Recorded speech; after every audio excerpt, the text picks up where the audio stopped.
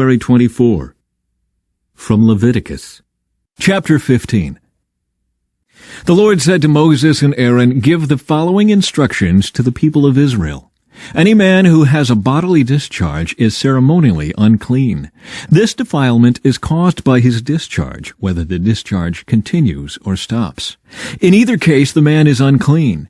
Any bed on which the man with the discharge lies, and anything on which he sits, will be ceremonially unclean. So if you touch the man's bed, you must wash your clothes and bathe yourself in water, and you will remain unclean until evening.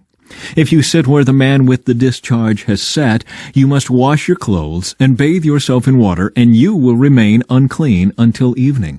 If you touch the man with the discharge, you must wash your clothes and bathe yourself in water, and you will remain unclean until evening. If the man spits on you, you must wash your clothes and bathe yourself in water, and you will remain unclean until evening. Any saddle blanket on which the man rides will be ceremonially unclean. If you touch anything that was under the man, you will be unclean until evening. You must wash your clothes and bathe yourself in water, and you will remain unclean until evening. If the man touches you without first rinsing his hands, you must wash your clothes and bathe yourself in water, and you will remain unclean until evening. Any clay pot the man touches must be broken, and any wooden utensil he touches must be rinsed with water. When the man with the discharge is healed, he must count off 7 days for the period of purification. Then he must wash his clothes and bathe himself in fresh water, and he will be ceremonially clean. On the 8th day he must get 2 turtle doves or 2 young pigeons, and come before the Lord at the entrance of the tabernacle, and give his offerings to the priest. The priest will offer 1 bird for a sin offering, and the other for a burnt offering. Through this process, the priest will purify the man before the Lord for his discharge. Whenever a man has an emission of semen, he must bathe his entire body in water, and he will remain ceremonially unclean until the next evening. Any clothing or leather with semen on it must be washed in water, and it will remain unclean until evening. After a man and a woman have sexual intercourse, they must each bathe in water, and they will remain unclean until the next evening. Whenever a woman has her menstrual period, she will be ceremonially unclean for 7 days. Anyone who touches her during that time will be unclean until evening.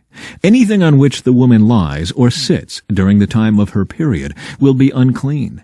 If any of you touch her bed, you must wash your clothes and bathe yourself in water, and you will remain unclean until evening. If you touch any object she has sat on, you must wash your clothes and bathe yourself in water, and you will remain unclean until evening. This includes her bed or any other object she has sat on. You will be unclean until evening if you touch it. If a man has sexual intercourse with her and her blood touches him, her menstrual impurity will be transmitted to him. He will remain unclean for 7 days, and any bed on which he lies will be unclean. If a woman has a flow of blood for many days that is unrelated to her menstrual period, or if the blood continues beyond the normal period, she is ceremonially unclean. As during her menstrual period, the woman will be unclean as long as the discharge continues. Any bed she lies on and any object she sits on during that time will be unclean, just as during her normal menstrual period. If any of you touch these things, you will be ceremonially unclean. You must wash your clothes and bathe yourself in water, and you will remain unclean until evening. When the woman's bleeding stops, she must count off 7 days. Then she will be ceremonially clean. On the 8th day, she must bring 2 turtle doves or 2 young pigeons and present them to the priest at the entrance of the tabernacle. The priest will offer 1 for a sin offering and the other for a burnt offering. Through this process, the priest will purify her before the Lord for the ceremonial impurity caused by her bleeding. This is how you will guard the people of Israel from ceremonial uncleanness. Otherwise they would die, for their impurity would defile my tabernacle that stands among them.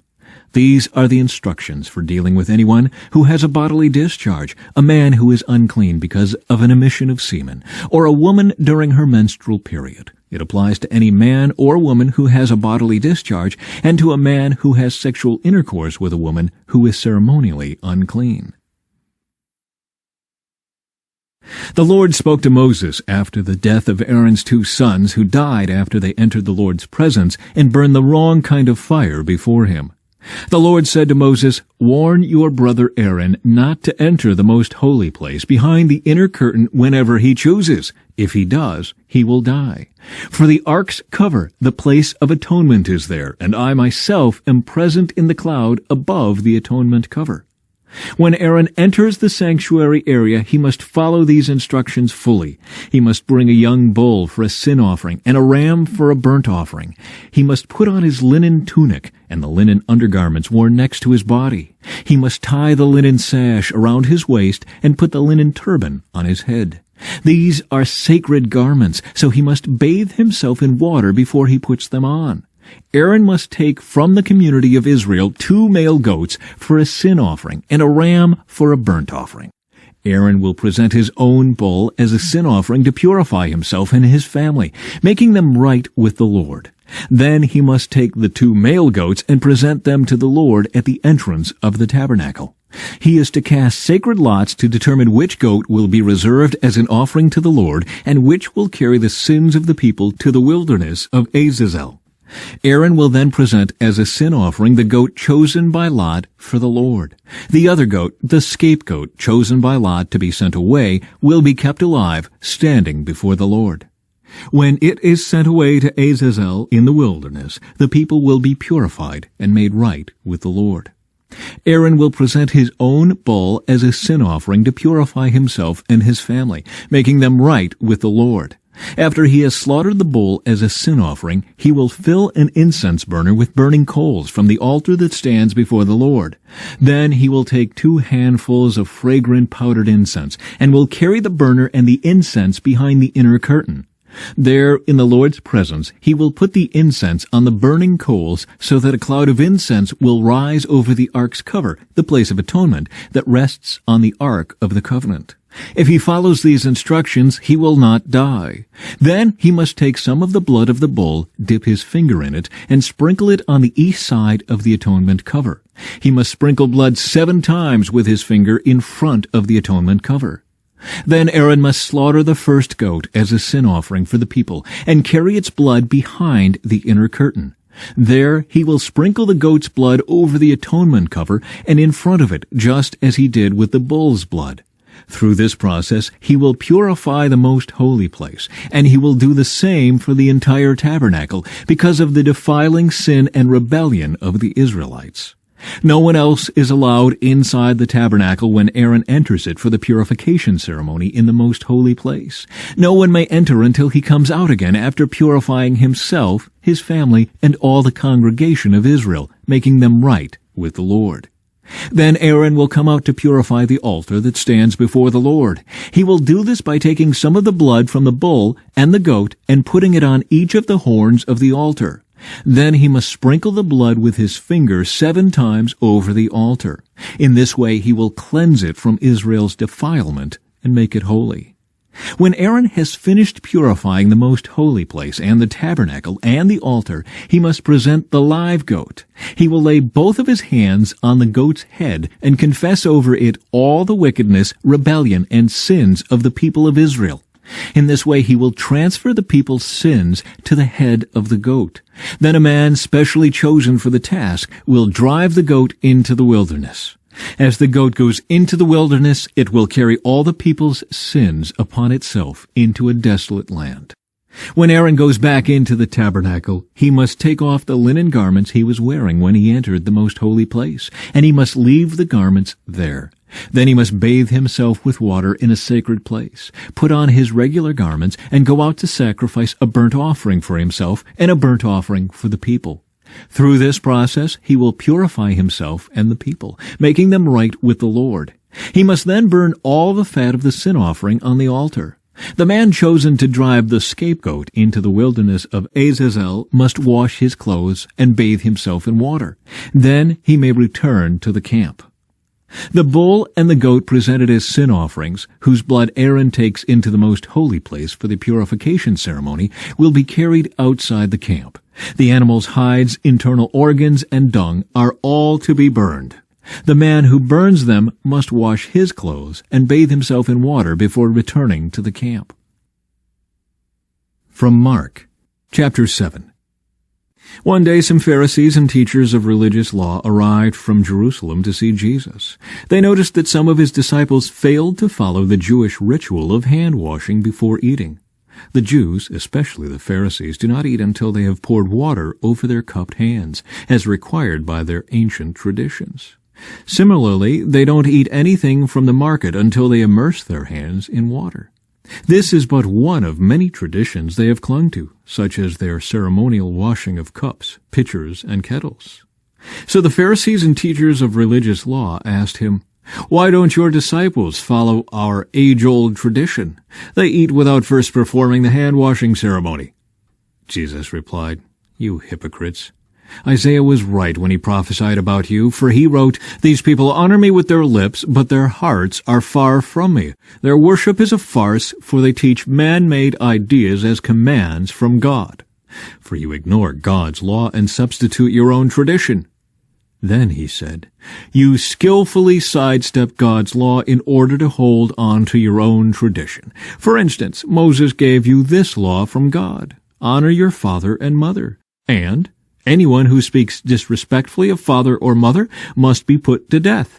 But you say it is all right for people to say to their parents, 'Sorry, I can't help you, for I have vowed to give to God what I would have given to you.' In this way, you let them disregard their needy parents, and so you cancel the word of God in order to hand down your own tradition.